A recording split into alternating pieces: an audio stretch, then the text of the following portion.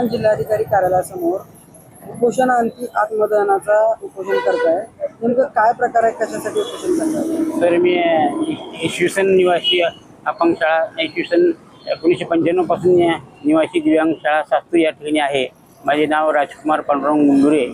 मी दिव्यांग व्यक्ती असून मला 1995 पासून आजपर्यंत सेवा पुस्तिका दिले नाहीत व सेवा पुस्तिका मिळाली म्हणून माझ्याकडून मुख्याध्यापकांनी लेखी अर्ज घेतलेला आहे. पण तेच साहेबांना दाखवून सेवा पुस्तिका दिलो असे दाखवायचे आहे. तुम्हाला मी विश्वासाने 2-3 दिवसात सेवा पुस्तिका देतो असे आश्वासन देऊन माझ्याकडून अर्ज लिहून घेतला विश्वासाने. व माझा विश्वासघात केला मुख्याध्यापक BT नादर्गे सास्तूर साहेबांनी. व अद्यापर्यंत मला सेवा पुस्तिका दिली नाहीत व शाळेतील कर्मचाऱ्यांना पण अद्यापर्यंत 22 कर्मचारी आहेत, त्यांना पण सेवा पुस्तिका त्यापर्यंत दिली नाहीत व माझी वेळोवेळी आर्थिक व मानसिक खच्चीकरण करतात. व माझे गेल्या शासनाचे आदेश आहेत की जूनपर्यंत आपण KYC अभावी पगार रोखवू नका.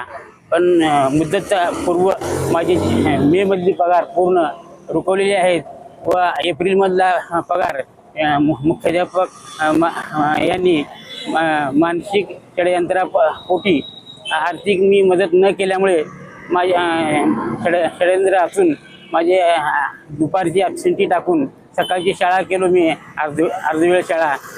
माननीय शिक्षणाधिकारी यांचे आदेश असताना सुद्धा पूर्ण शाळा घेतलो असे दाखवून माझ्यावर अन्याय केले व माझे 40,000 नुकसान केले एप्रिलमध्ये. अशा प्रकारे आर्थिक व मानसिक त्रास देतात व यामुळे हा मानसिक त्रासापासून व आर्थिक त्रासापासून मला वंचित करून या दिव्यांगाला न्याय द्यावे हीच अपेक्षा ठेवतो. अन्यथा मला माझी मागण्या मान्य नाही केल्यास व अद्यापर्यंत मी उपोषण केलो पण एकही वेळा शासनासह मला उपोषणास्थळी कोणीही अधिकारी भेट दिले नाहीत.